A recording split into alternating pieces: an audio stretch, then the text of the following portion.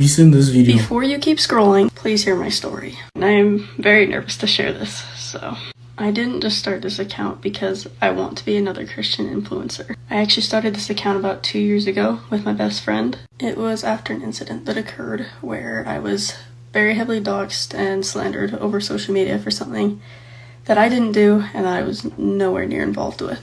I was so heavily slandered to the point that I was receiving hundreds of death threats to my Instagram, and the phone lines at what was then my high school were backed up and actually shut down because there were so many death threats being received to the school concerning me and others involved who were slandered for the same reasons I was. And they didn't want to deal with them, nor could they deal with them, so the phone lines ended up being shut down completely.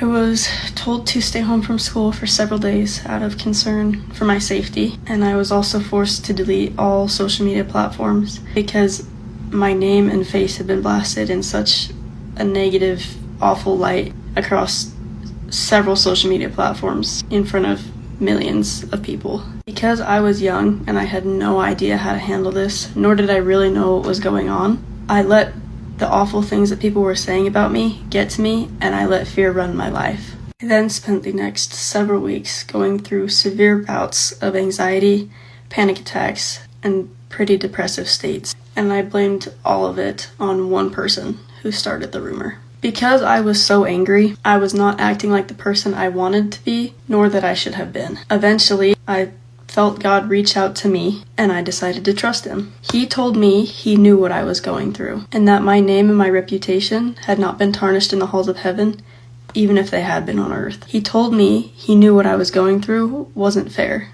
but that he was with me always. He told me I needed to let it go, and that I needed to forgive those who had hurt me. So I listened, I forgave, and I turned back to him. I genuinely do not know who I would be if this hadn't happened to me, and I am so glad it did. God knew exactly what I needed.